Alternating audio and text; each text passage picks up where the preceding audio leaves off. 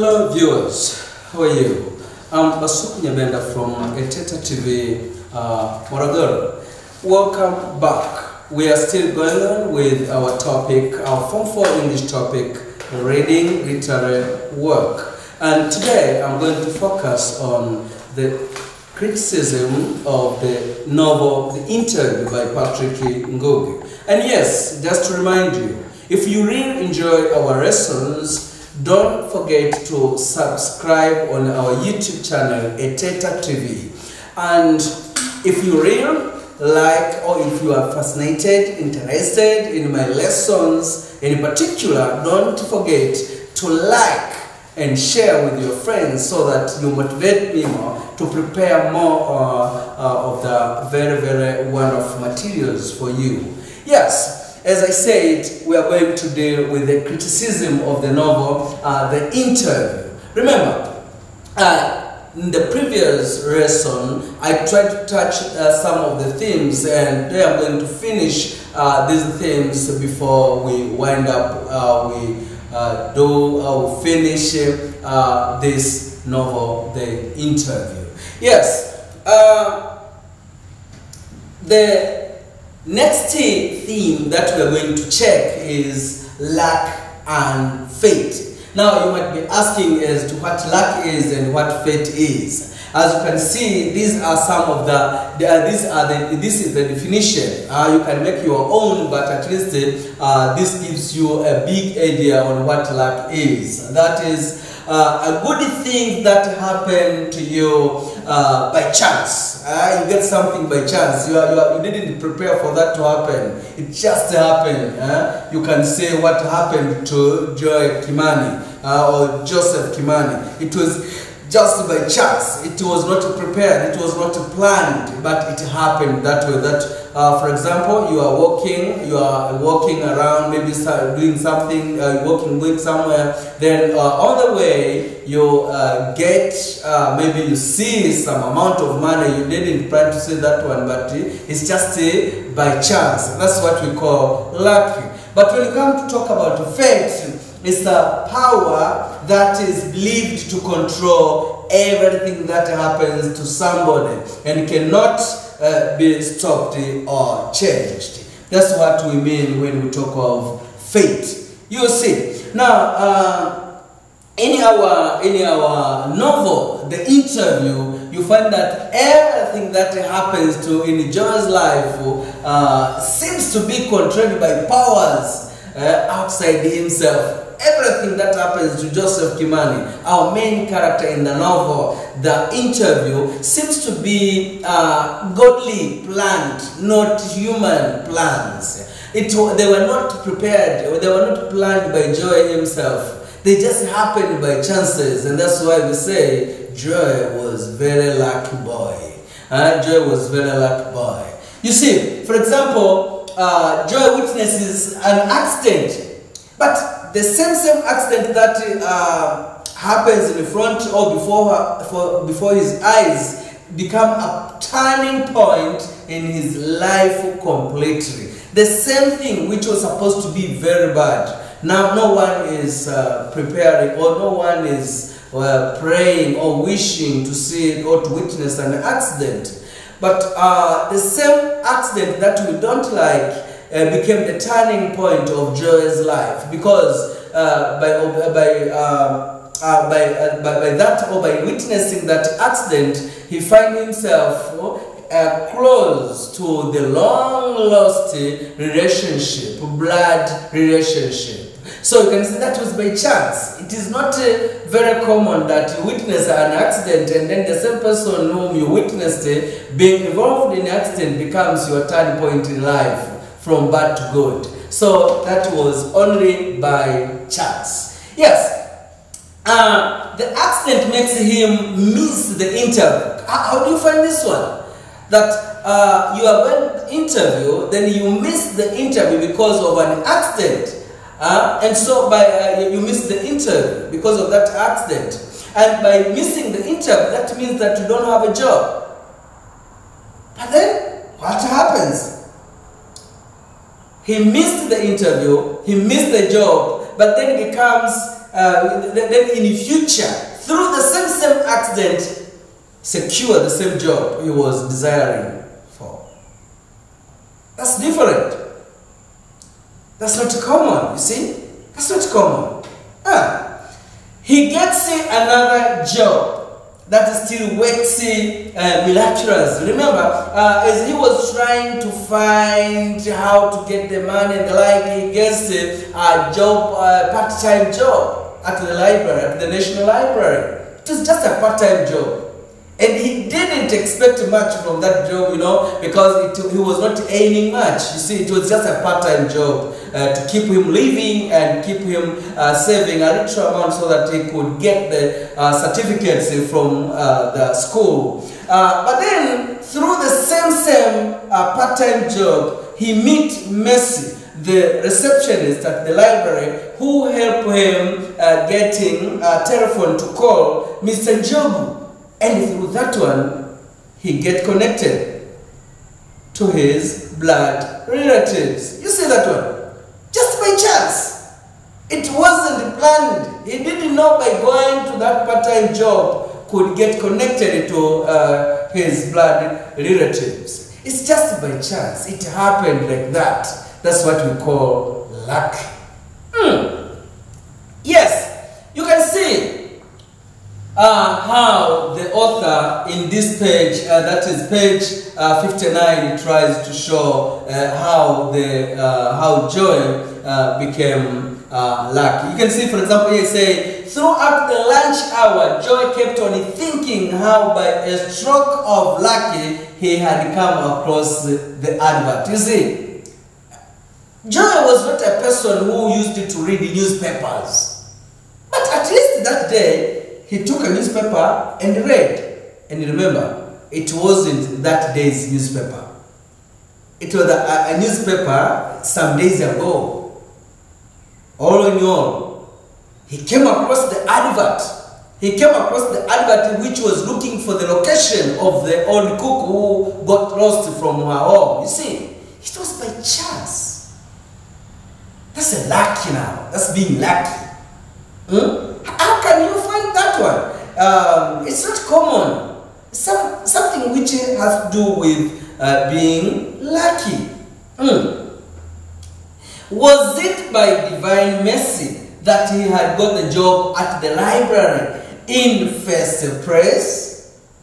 Was it through divine design that he had witnessed the accident so that he could fail the interview and get this job at the library, so that he could be instrumental in helping the Njogus find their loved one? God surely worked in mysterious ways. That's on page 59. Now you can see what's happening. That everything that happened to Joseph Timani or Joy was by chances, was under lucky. That's how it was. Yeah. For example, you can see, he gets at the end. All of these things happens, and then at the end he managed to get not only the 40,000 he owed the school, but 240,000. He was having an extra amount. He could go to pay the 40,000 he owed the school and still remain with 200,000 in the pocket to spend on other expenses. You see, it was lucky. It was lucky. And not only, but also there was a family reunion, because he with his siblings were to go now to Njogu's place to live happily and forget about all the miserable life they were living back then. You see, that was by luck. That was the power beyond Joy's capabilities. That was luck beyond. You see, another theme is humanity and kindness. Humanity and kindness. That's another theme we find in the book, The Interview. Yeah, you can see when we talk of humanity, is that quality of being kind to people. You are kind to people, then we say you are human. I said in the previous lessons that if you are not kind to people, then you are an animal. You are not a human being. You are not a normal human being. You miss the qualities of being a human if at all you don't care about others. But being a human means being kind to others as well, to others and animals as well. You see, and so you find that in our novel right here, we learn something about humanity and kindness. You see. Example, you can see how Joy plays a good Samaritan.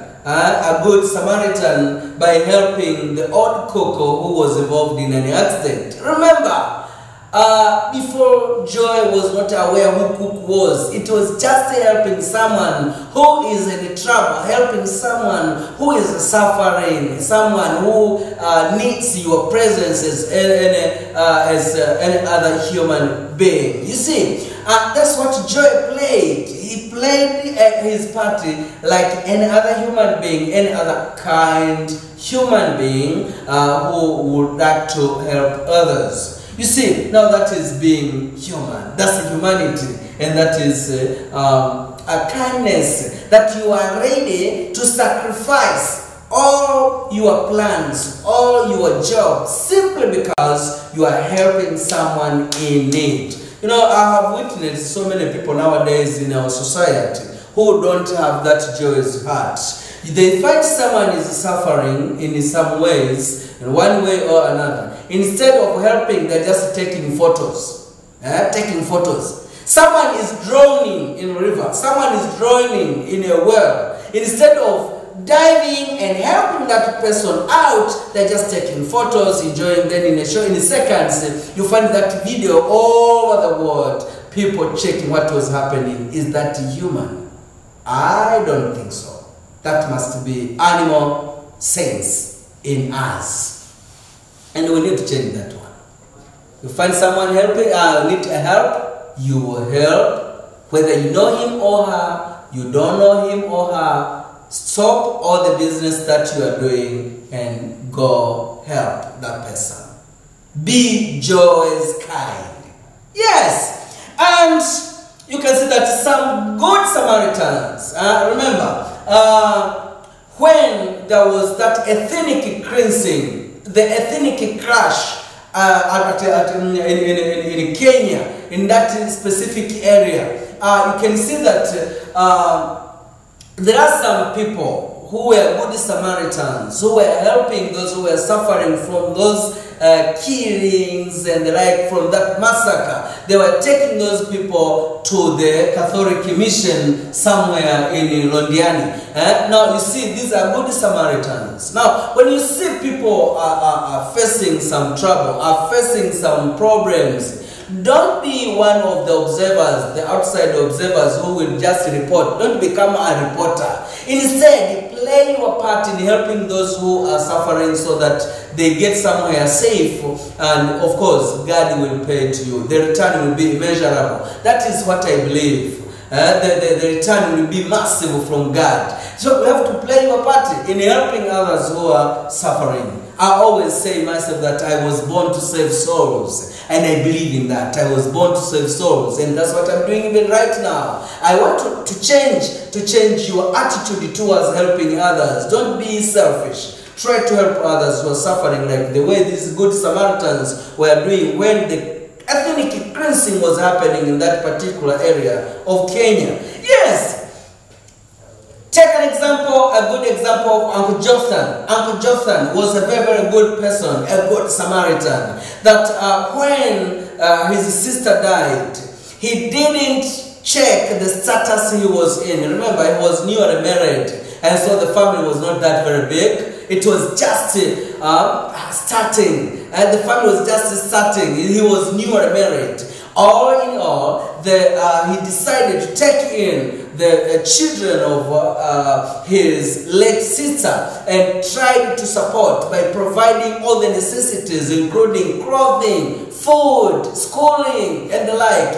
And you know, he went to the extent where the life was difficult or became difficult to his family, but all to help those who were in need. Unless they could turn into homeless children, maybe somewhere they could turn into prostitutes, robbers, and the like, but he was not ready to witness that from his bloodline. And that's what we need. We have these people in our societies in Africa today who don't care about that one. That when a relative dies, they take a chance, they take opportunity. They will take all the properties and leave the children to live as homeless. And that's being devilish. That's being an evil agent, satanic agent. I hate that behavior, and I ask you not to try that one.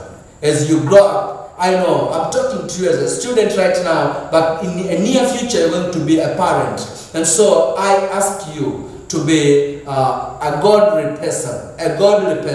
Try to be Uncle Jotham kind of a person, and that will keep our nation going. That will keep our society to become positive and godly and for development of our whole nation. That's what I believe. Another thing we get from this book is selfishness. You see, selfishness is another thing that we get. And how did this happen? We have good examples of David and Gladwell. David is Joy's brother. I hope you still remember that one. And also Gladwell is the girlfriend of Joy. Both these two people were not in support, were not in favor of the idea of Joy's visit or Joy's help to the old cook. They were all discouraging, trying to discourage. And I always tell people, don't take the heart of those good-for-nothing losers who will always discourage you when you are doing something very positive. Take your heart and be strong. Break in. You break through. Make sure you reach your goals. Joy was strong. Joy was courageous. Could not accept the discouragements from Gladwell and David. Of course, it was some sort of mocking. For example, when David said, you have become now a good Samaritan. And Gladwell, on the other hand, says, since when have you become a Red Cross? Those are discouraging words. But Joy did not take in those things. Instead, he kept up with his goal to save the old cook who turned to be his own grandmother. So please, don't allow these good-for-nothing losers, I always call them good-for-nothing losers, who try to break our ways, who try to block our ways, who try to become obstacles in our life. If you are studying hard, you will find these people. They will try to tell you, why are you studying so hard? Were you brought in school by the whole village to study for the village? Why are you studying so hard? Is your family very poor that without your studying, the family will not go forward?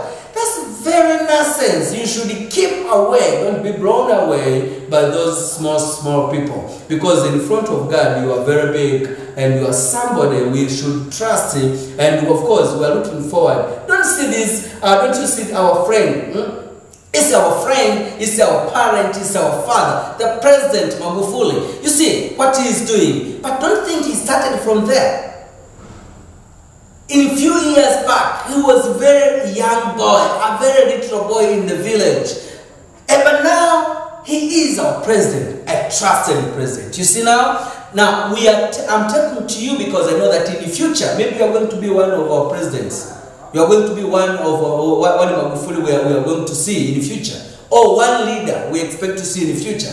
But that is only when you are courageous and you don't look this way and that way. You are straightforward to your goals and you respect it. You are disciplined to what you planned for your future.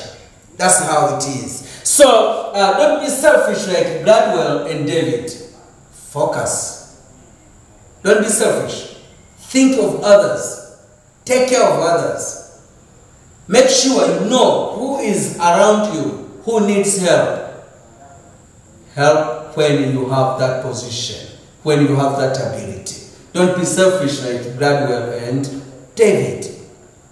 Another thing is jealous. In the book, we find jealous. And you can see, we are still talking about this person, the same Gladwell. He's very jealous.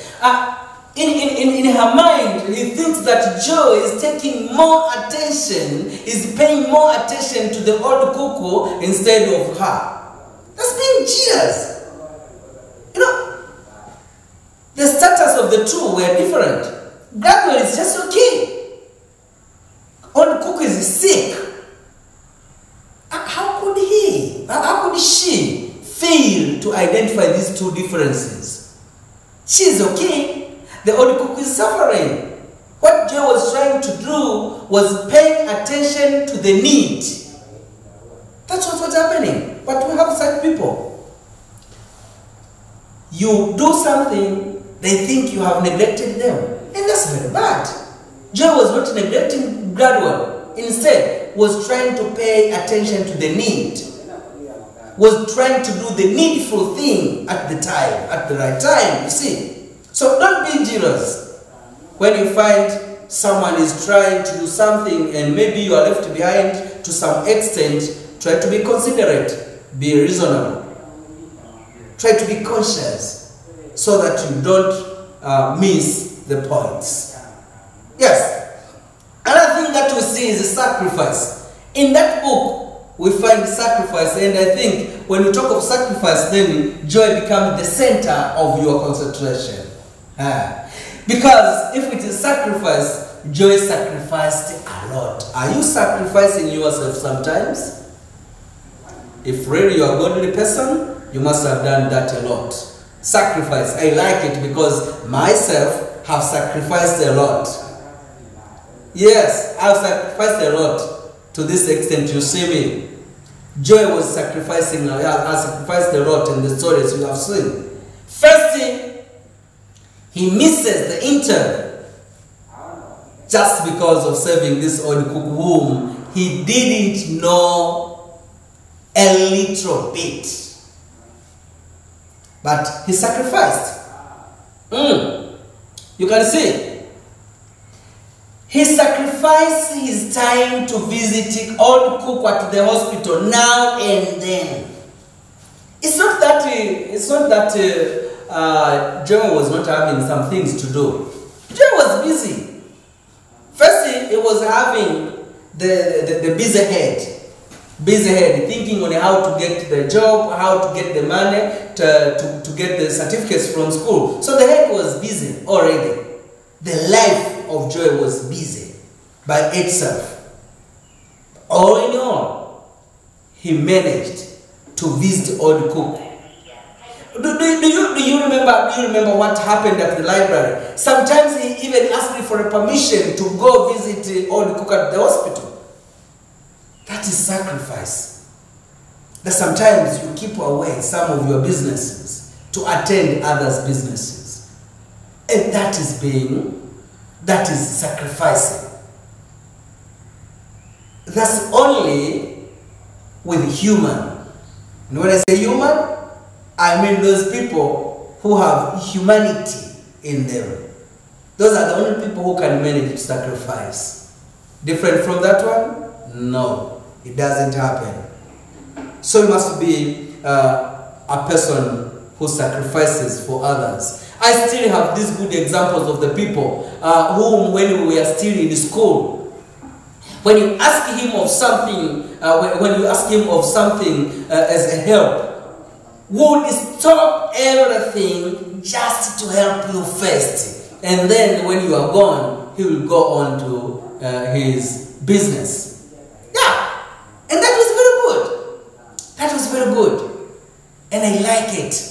And even today, I'm having these friends. I like the way they treat others, because whenever you address a certain problem, they will stop everything and listen to you, and they will do it. I'm having this friend, for example, is a teacher at MOROGORO Secondary School. That's the Onesimo Mushi, who is now in USA studying. He is very far from Tanzania, But whenever I have this problem academically, he's very good when it comes to grammar. When I face any grammatical problem when I prepare my lessons, I just consult him right there in the USA, and he's ready to help. And that's why I always call him Mr. One. He's having this heart of joy. And that's what I need you to be. Yes, I need you to be like that. That you are a helpful person whenever is needed. Now, the message we get from all this is that you know that what goes around comes around. Joe did his best to help old cook, but he ended up benefiting more than he had expected. What goes around? You reap what you sow. Do you know that one? You reap what you sow. In Kiswahili we have utavuna ulichopanda. You reap what you sow. Now, Joy planted humanity and kindness. He came to reap more than he expected. You see that one? Yes. Now, a message that we get from all the things we have discussed, from all the things we have discussed from the previous lesson to today's lesson, we have these messages. The first one is HIV indiscriminate as it gets to anyone. If you remember, I said the other day, in the previous lessons, that HIV is not selective. HIV is not selective. HIV/AIDS is not selective. It touches anyone, provided that you involve yourself or you indulge yourself in risky behaviors. If you are not faithful to your partner, for those who are already grown up, the married ones, if you don't abstain from sex, especially you students right here, if you don't take precautions from the doctors, the way they try to advise us, you are putting yourself in risky behaviors, and so get prepared. Because you are going, one of these days, you are going to be one of those people we say goodbye even before the right age. Because dying is not something strange. It was there even since before we were born. But at least, why? Not because of HIV/AIDS. You can take care and remain safe. So this is the message. Take care. Be careful. It is taking so many people. So try to be careful. Number 2, avoid social conflicts. The social conflicts may result in unpleasant situation. You can see what happened at that particular part of Kenya. That due to social conflicts, there was ethnic cleansing. If that is not enough, innocent ladies and ladies were raped. There was raping of girls and women, and that was very, very bad experience. And that was not all. There was family disintegration. You can see that some people were mislocated. That when it happens, when there is this ethnic cleansing, don't think that you will plan on the direction where to run. While I, the father, will run in the east, my wife may run in the north. And then my children, some may run to the south, and others may run to the west. And find that we are not going to meet once again in a lifetime. That's very, very bad experience just because of this social conflict. I need you to, from now on, to be patriots. Try to think of the future. There is life after those things which cause the conflicts. So before you go into conflicts, try to think of the future. Try to think of the generation to come. So don't do if you visit some websites, if you visit some YouTube channels, try to see how the people in Rwanda, how people in Burundi, how people in Congo are suffering because of these social conflicts and the like. Try to visit Somalia, try to see how Somalia people are suffering from these social conflicts and the like. You see what is happening in the Middle East, especially Syria. Try to check what is happening in Libya and so many other countries who are suffering these social conflicts. Don't try that one. because in the future you will regret. So please try to stop social conflicts. There is this problem of unemployment, the problem of unemployment. This is a very, very bad experience. You see, a person like me, if I'm not employed, I can turn into someone very, very dangerous and very, very harmful and very, very harmful to the society. This way you see me, if I become unemployed, I won't remain the same. I can even become a witch doctor. I can even become a robber. I can even become a gangster. You see, I can become a drug addict if I'm not employed. So please, try, I the government to try to plan, to have policies that these young men are not unemployed. You saw what happened in the story, that Joy was unemployed, and not only Joy, but also when you go to City Soap Industry on the day of the interview, you could meet a massive number of young ladies and gentlemen who were educated but unemployed. What do you expect them to do? They may involve themselves in bad behavior, and which will be intolerable and which is going to be harmful to the society at large. So please, to solve this problem, solve the problem of unemployment before it grows into something very different you cannot even handle as a society. Also, we are having this problem of poverty. This is another crisis that is facing developing countries. The problem of poverty. This is very serious. This is very, very serious. You see, these people, you should know that a person who is poor, a person who is leading poor life will always be selfish and dishonest. That's how it happens. And I have come to realize that those people who are suffering from poverty are the most people who believe in superstitions, because everything that happens, they believe there's a hand to that. There's someone behind that. There's a hand behind that occasion. Now, this is very, very bad. Very, very bad. We have to fight against poverty because it won't leave us in peace. And it won't leave you, you will not go to school because you won't be having money to pay. You saw what happened to Joe's family, that Joe could not even pay school fees. At least he was having some people who could support the paying. But to some of us are even suffering because they don't get that school fees. As a result, they end up dropping out of school because of that. Okay, so please, we have to fight poverty. We have to find the ways. Work hard. Be creative. Make sure you manage to chase away this name, poverty, in developing countries, so that at least we can manage to solve some of these very, very common problems we are facing now. Yes, there is something we saw in that story. There is something we saw in that story that was nepotism. Nepotism or favoritism. Now, nepotism, I said, is when you give up an opportunity to a person because either you are related or he did something to you. That is nepotism. I have these young boys who try to destroy the language in the streets. They call it undugunization, and that is in Tanzania. We are very, very used to that word, undugunization. It is not an English word, but these young boys use it to mean nepotism.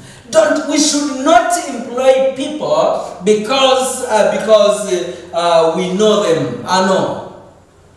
The people should not be employed because of whom they know in the office, but because what they know. The quality to be taken into consideration should be their knowledge, their ability to the job. That should be the best qualification. Not because the employer is my uncle. As it happened that you can see Mr. Njogu employed Daniel Kung as a personal manager. Daniel Kung is his cousin. Joe Kimani gets employment, though he has not even gone to the college.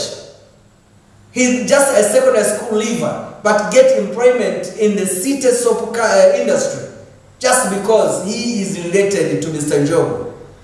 You see, Joy, same Joy, gets employment at the National Library, not because he is qualified, but because he is related to David, and David is working with Julius Kimeu at the National Library.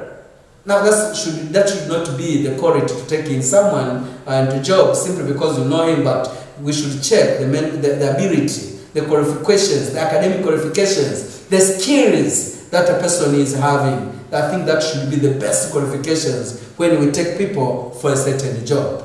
Another thing is we should be thankful, we should be grateful. When someone do something to you, something to you that is very good to you, please try to be grateful. Try to be thankful. Try to say thank you. Be grateful. Appreciate others' efforts on you. You know, we have these people who don't care. You do something good, they don't even care that you did something to them. It is very discouraging. You know, by saying thank you, it means that you are putting a motivation that this person does something more to you. That's what it means. But you are not doing that one. Something that your father, your mother, your relatives are paying for your school fees. Now, instead of being appreciative, instead of being grateful, you are just kicking them in the face. You are just kicking them on the face, and you don't care what they are doing. You are paying them, your returns are very poor, negative, and that's very bad. You should change and try to behave. Be grateful. Be thankful. It is not that they don't have other people to save. It's not that they don't have other people to help. But why you? You should be grateful. And by being grateful, you will create a chance to others also to be helped. Because sometimes your poor returns make that person who is helping not to help others as well. So don't be a block in the way. Be grateful. Be thankful. Just like the way the old cook was thankful to Joy after helping him, after saving her life. Just like the way Mr. Njog became grateful, became thankful to Joy after discovering that Joy is the one who saved the life of old Coco. We should be like that. Learn from that. Now, after having discussed about the messages from this book, I hope you have enjoyed a lot. You must have enjoyed it from what you have read from this book. Yes, it's good. And I always insist, don't end up watching this video. Try to go and read the book itself. Get more of what I have just presented. I know you are going to enjoy this one. I'm sure you will. You won't regret reading that book. And by the way, the book itself is very small. It's a one sitting. We call it. We language people call it a one sitting book. A one sitting, one sitting reading. You just sit, you read after you. It's a page turner. After reading, you don't stop. When you finish, the book is over, and then you have got everything in you.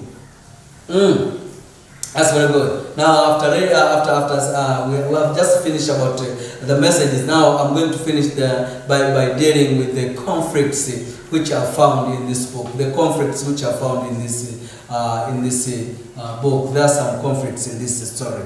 Yes, there are a few conflicts we are going to deal with. First, you still remember that I said the conflicts is the misunderstanding, contradicting ideas, the opposing ideas. That's what we mean by conflicts. Yes, now in this novel we are having two major conflicts which we have. First, we have intrapersonal conflict. Intrapersonal conflict. This is the conflict that happens within somebody, within someone. For example, I'm having conflicts with. I fail to do something, then I have my own conflict in my head. That's what we call intrapersonal conflict. Now we have that one. I think you still remember what happens to our Joy. Joy is in a hard time to decide. Joy is struggling with his own decisions, and that is what we call intrapersonal conflict. So Joy is involved in this conflict due to some reasons. One of the reasons is that he misses the interview, and so he misses the job as well. by having such experience, he finds himself in intrapersonal conflict, because now the head is stressed, frustrated, and the like. That's intrapersonal conflict. But that's not the only one. But he witnesses this accident, and the related nightmares that he tries to overcome, but he fails. You see, he witnessed this conflict at the bus stop, and then he is trying to remove that bad experience. He is trying to remove that very bad memory in his mind, but it is not easy. And so there is a very big conflict in the head. He fails to remove. Remember, in one of the occasions, he failed to get a sleep until when David comes to encourage him and the like, and he manages to go and get a sleep, especially when he was promised that there is a part-time job, and then he managed to sleep. So there was a serious conflict in his mind.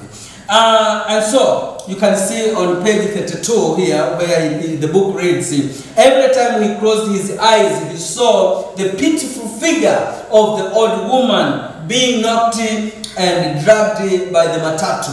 He tried reading a novel, hoping to drift into sleep, but visions of the accident still crept into his mind. You can see this is an intrapersonal conflict.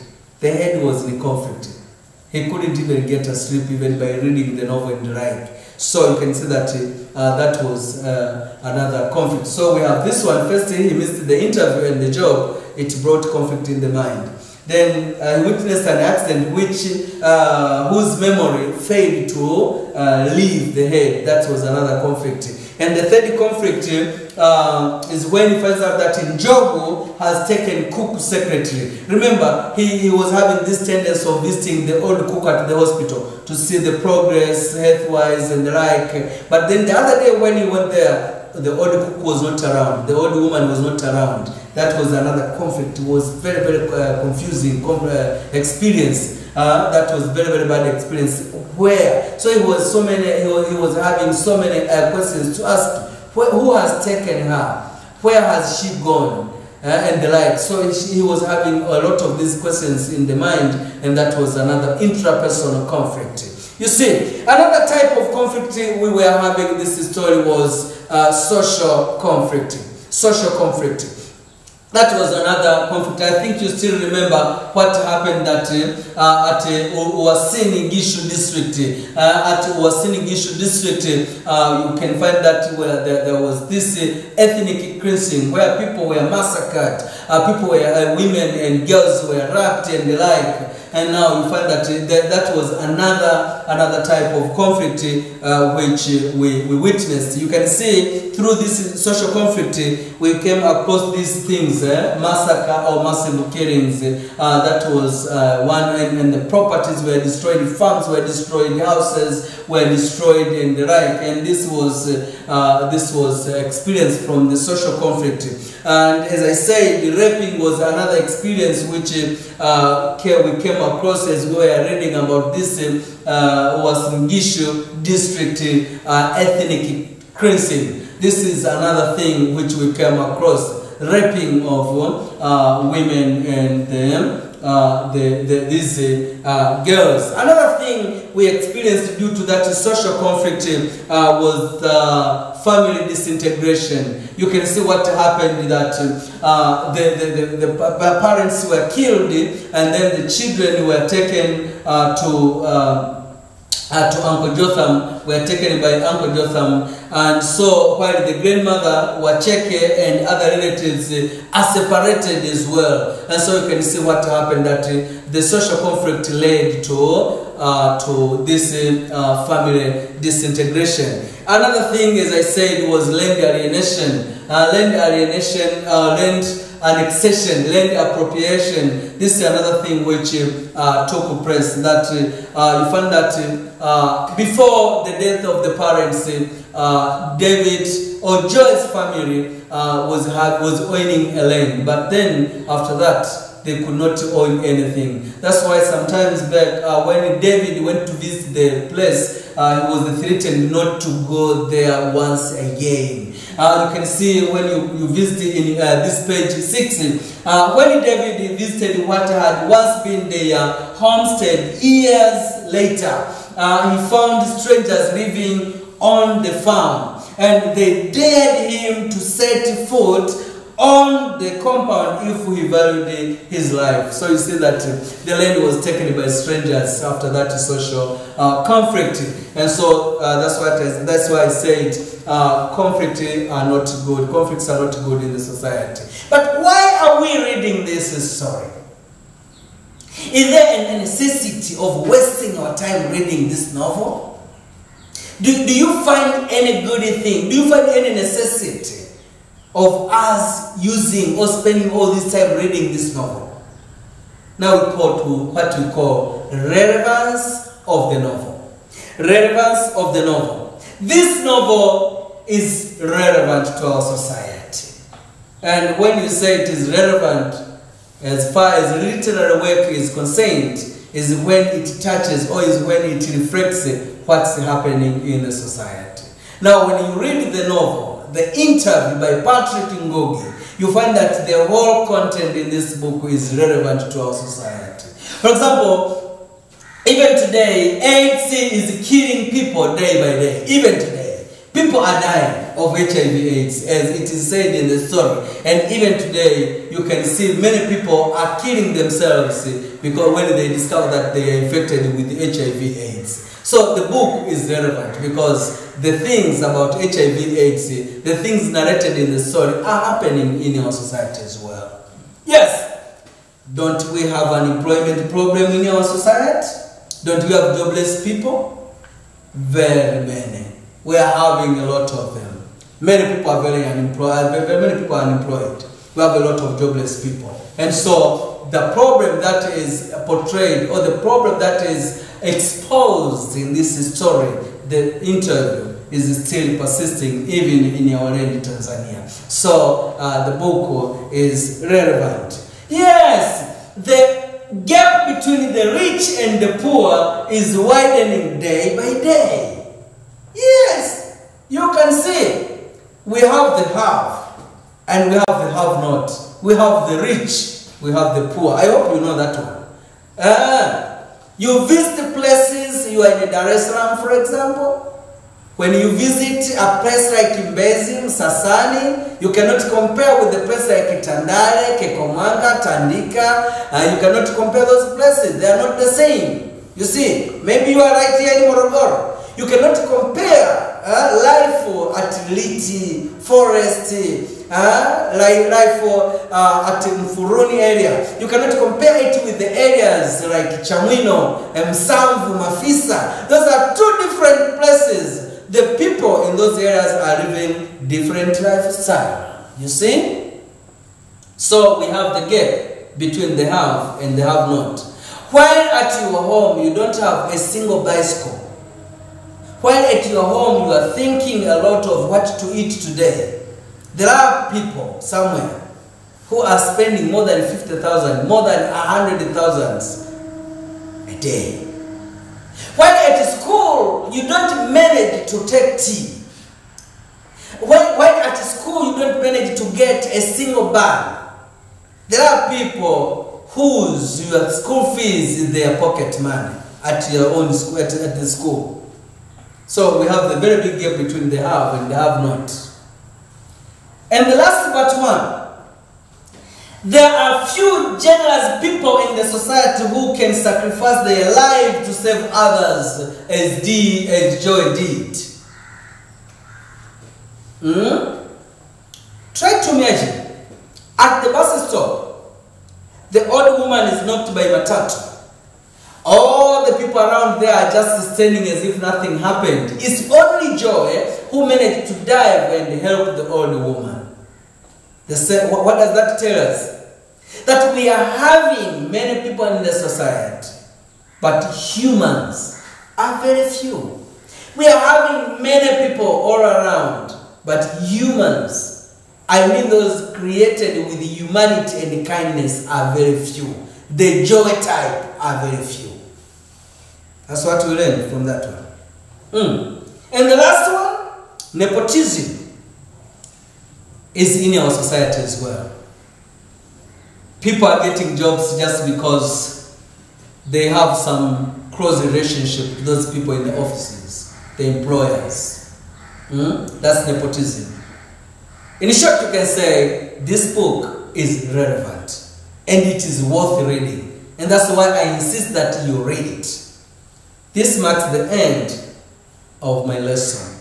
I welcome you again next time. Don't miss, and I always insist, visit our YouTube channel, Eteta TV, subscribe. And if you like my lessons in particular, please don't like to share, don't like to don't miss, make sure you like and share these materials, and that will motivate me to prepare even more fascinating episodes for you. Thank you very much and good.